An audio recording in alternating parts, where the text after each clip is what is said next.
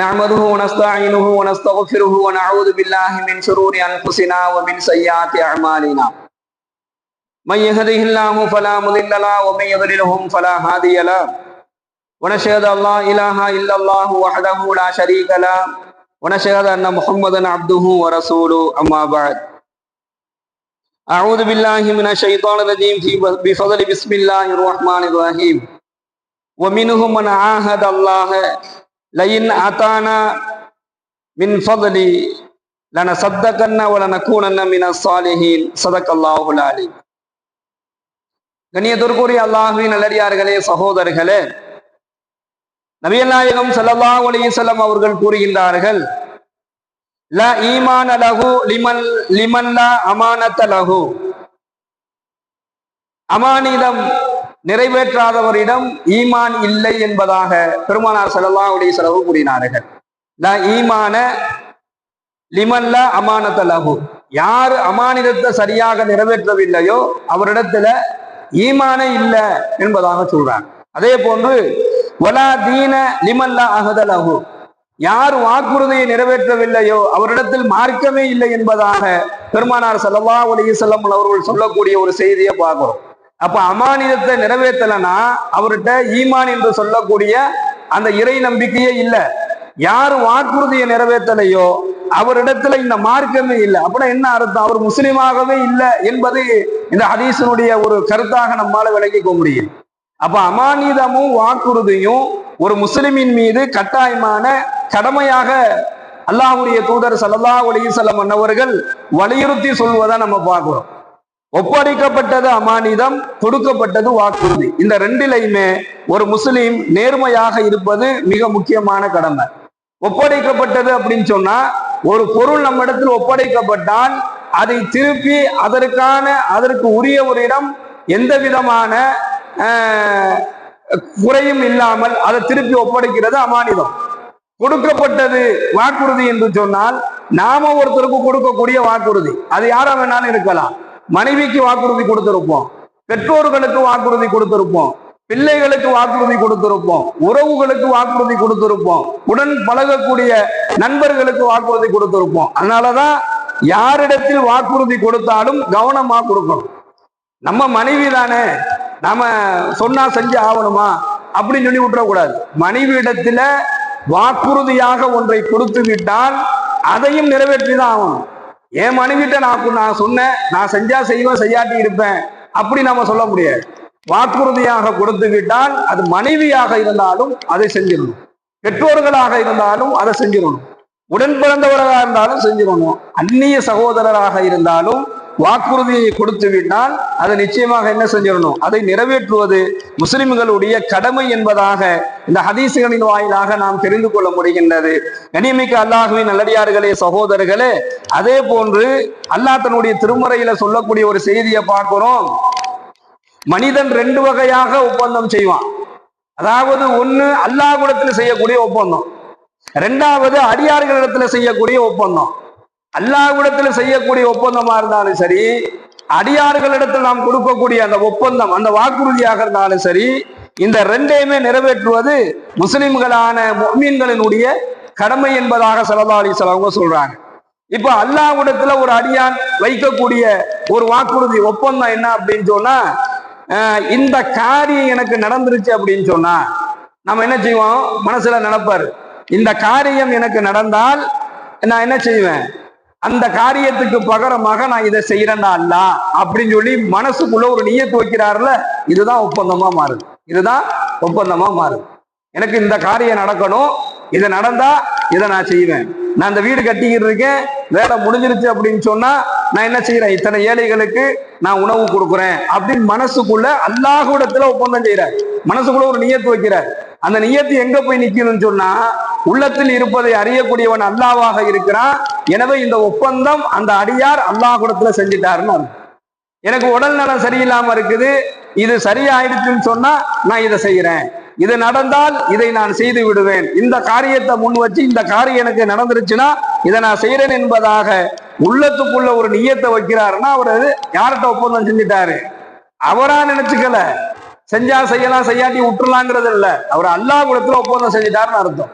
அந்த ஒப்பந்தத்தை அவர் நிறைவேற்றலைன்னா வாழ்க்கையில அந்த நியத்தை, அந்த ஒப்பந்தத்தை, அல்லாஹ்விடத்தில் அந்த அடியார் போட்ட ஒப்பந்தத்தை நிறைவேற்றாத வரைக்கும் அவர் சில சிக்கல்களை சந்திக்கக்கூடிய ஒரு நிலை ஏற்படும் என்பதாக நாம பார்க்கிறோம்.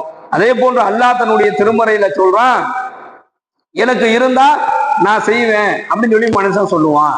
எனக்கு இருந்தா நான் செஞ்சிருப்பேன், எனக்கு ஆண்டவன் கொடுக்கல, எனக்கெல்லாம் கொடுத்துருந்தாருன்னா இந்த மாதிரிலாம் நான் கஞ்சப்பட்டு இருக்க மாட்டேன், இந்த மாதிரிலாம் நான் என்ன செய்ய மாட்டேன், யாரையும் அலைய விட மாட்டேன், பாரு காசு பணத்தை வச்சுக்கிட்டு கொடுக்க மாட்டேங்கிறான் பாரு. எனக்கு இல்ல, எனக்கு இருந்தால் நான் தருவேன், எனக்கு இருந்தால் நான் செய்வேன், எனக்கு இல்ல அதனால நான் செய்யலை என்பதாக மனிதன் சொல்லக்கூடியவனாக இருக்கிறான். அல்லாஹ் சொல்றான், ஓ மினுகும் ஆகதல்லாக லயின் அதானா மின் ஃபதலின், அவர்களில் சிலர், அல்லாஹ் சொல்றான் யாரு, மனிதர்களை பார்த்து சொல்றான், அந்த மனிதர்களில் அவர்களில் சிலர், ஓ மினுகும் ஆகதல்லாக லயின் அதானா மின் ஃபதலின், அல்லாஹ் தன் அருட்கொடைகளிலிருந்து நமக்கு செல்வத்தை அளித்தால், சொல்றான்ல எனக்கு அல்லாஹ் பணத்தை கொடுத்திருந்தா, எனக்கு அல்லாஹ் வசதியை கொடுத்திருந்தா, எனக்கு அல்லாஹ் பொருளாதாரத்தை கொடுத்திருந்தா, எனக்கு அல்லாஹ் தன்னுடைய அருட்கொடைகளிலிருந்து மின் ஃபதலின் நல்ல ஃபதல்களை செல்வத்தை அருட்கொடைகளை அல்லாஹ் கொடுத்திருந்தான் அப்படின்னு சொன்னா இல்ல சத்த கண்ண உடனே கூணன்ன மின சாலிஹீன் அப்படின்னு நான் என்ன செஞ்சிருவேன், நான் தாராளமாக தான தர்மங்களை செய்து நல்லடியார்களில் ஒருவனாக நான் ஆகியிருப்பேன் என்பதாக அவர்களில் சிலர் கூறுவார்கள். நான் அப்படியே அவங்களுக்கு அல்லாஹ் சொல்லணும், அவர்களில் சிலர் அப்படி கூறுவாங்க, சொல்லுவாங்க. அவர்களுக்கு நாம கொடுத்துட்டோம் அப்படின்னு சொன்னா அவங்க என்ன எதிர்பார்த்தாங்களோ, அல்லாஹ் எனக்கு கொடுத்தா நான் செய்வேன் என்றால் சொன்னான்ல, சொன்ன அந்த நபர் அந்த மனிதனுக்கு நான் கொடுத்துட்டேன் அப்படின்னு சொன்னா என்ன செஞ்சிருவான், அல்லாஹ் வழங்கி விட்டால் அவன் அதில் உலோபித்தனம் செய்வான். உலோபித்தனம்ங்கிறது ஆக மட்டமான குணம். உலோபித்தனம் கஞ்சத்தனத்திற்கு, கஞ்சத்தனத்தை எவ்வளவு கேவலமா அல்லாஹ்வுடைய தூதர் விமர்சனம் செய்யறாங்களோ அதை விட கேவலமானது இந்த உலோபித்தனம்ங்கிறது. என்ன செய்யறது, எதுவுமே நடக்காத மாதிரி, எதுவுமே சொல்லாத மாதிரி என்ன செஞ்சிருவான், தன்னுடைய எண்ணங்களை திருப்பி கொள்வான், மீண்டும் புறக்கணிப்பான், அவன் சொன்ன வாக்குறுதி பின்வாங்கி விடுவார்கள் என்பதாக அல்லாஹ் சில மனிதர்களில் இப்படிப்பட்டவர்களும் இருக்கிறாங்க என்பதாக இந்த வசனத்தின் வாயிலாக அல்லாஹ் சொல்றான். 9வது அத்தியாயம் 75வது வசனமாகவும் 76வது அத்தியாயம் 77வது வசனமாகவும் இது இடம்பெறுவதை பார்க்கிறோம். அல்லாஹுடைய தூதர் பெருமானார் ஸல்லல்லாஹு அலைஹி வஸல்லம் அன்னவர்கள் அந்த வாக்குறுதியில ரொம்ப கவனமா இருக்கணும்னா அதைத்தான் அல்லாஹ் சொல்றான். இப்படியெல்லாம் சொல்லக்கூடிய மனிதனுடைய நிலை எப்படி இருக்கும் அப்படின்னு சொன்னா, இது அல்லாஹ்விடத்துல அவன் செஞ்சக்கூடிய வாக்குறுதி.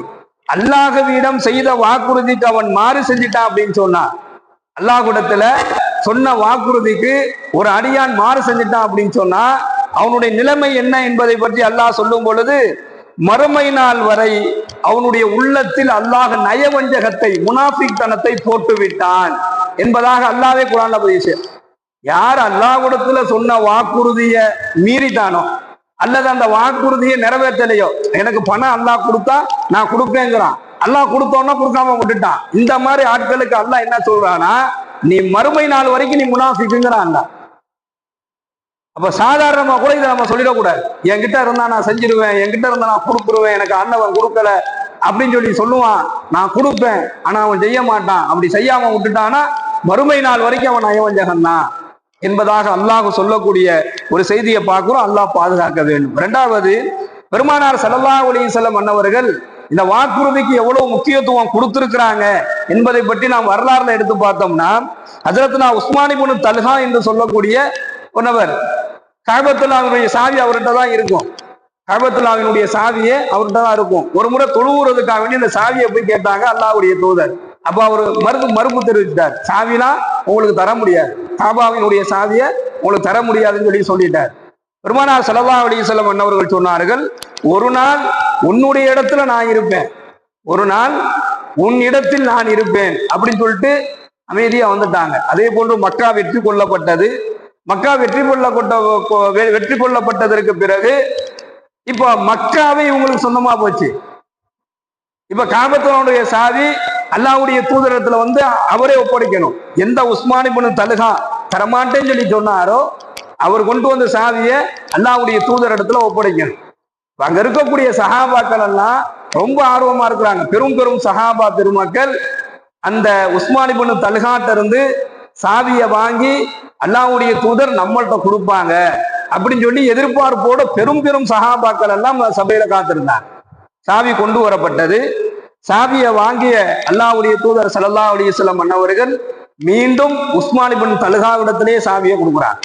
யார் தரமாட்டேன்னு சொல்லி சொன்னாரோ, அல்லாஹ்வுடைய தூதர் ஆரம்பத்துல கேட்கும்போது சாவியை தரமாட்டேன்னு சொன்னாரோ அவர்கிட்டயே ஒப்படைச்சிட்டு சொல்றாங்க, கியாமத் நாள் வரையிலும் உன்னிடத்தில் தான் நீ வச்சிருப்ப, உன் சம்பந்தப்பட்டவர்கள் உன் வம்சாவளியில வர்றவங்கள்ட்ட தான் இந்த சாவி இருக்கணும். இது நான் உனக்கு கொடுக்கக்கூடிய வாக்குறுதி. நான் சொல்லக்கூடிய ஒரு வாக்குறுதி. இதை உன்னிடத்திலிருந்து பறிப்பவர்கள் அநியாயக்காரர்கள் என்பதாக அல்லாஹ்வுடைய தூதர் சொல்றாங்க. நான் உனக்கு இதை வாக்குறுதியா கொடுக்குறேன், நீ தான் வச்சிருக்கணும், உன் சந்ததி தான் வச்சிருக்கணும். உன்னிட்ட இருந்தோ உன் சந்ததியில இருந்தோ இந்த சாவியை யாராவது பறிச்சாங்க அப்படின்னு சொன்னா அவன் அநியாயக்காரன் என்பதாக ஸல்லல்லாஹு அலைஹி வஸல்லம் அவங்க சொல்லிட்டு, இதை யாரு எனக்கு பின்னாலும் நிறைவேற்றுகின்றார்களோ அது அவர்களுக்கு நன்மையை பெற்றுத்தரக்கூடிய செயல் என்பதாக நாயகம் ஸல்லல்லாஹு அலைஹி வஸல்லம் சொல்லிவிட்டு, வாக்குறுதியை நிறைவேற்றுவதும் அமானிதத்தை நிறைவேற்றுவதும் நன்மையை பெற்றுத்தரும், வாக்குறுதியை மீறுவதும் அமானிதத்துல முறைகேடு செய்வதும் அநியாயமாகும் என்பதாக இந்த செய்தியின் வாயிலாக பெருமானார் ஸல்லல்லாஹு அலைஹி வஸல்லம் அவர்கள் சொல்லக்கூடிய ஒரு செய்தியை நாம தெரிஞ்சுக்கிறோம். சுப்ஹானல்லாஹி வபிஹம்திஹி சுப்ஹானக அல்லாஹும்ம வபிஹம்திக வனஷ்ஹது அல்லா இலாஹா இல்லா அன்த வனஸ்தக்ஃபிருக வனதூபு இலைக். சுப்ஹான ரப்பிக ரப்பில் இஸ்ஸத்தி அம்மா யசிஃபூன் வஸலாமுன் அலல் முர்ஸலீன் வல்ஹம்துலில்லாஹி ரப்பில் ஆலமீன். ஸல்லல்லாஹு அலா முஹம்மது ஸல்லல்லாஹு அலைஹி வஸல்லம். ஸல்லல்லாஹு அலா முஹம்மது ஸல்லல்லாஹு அலைஹி வஸல்லம்.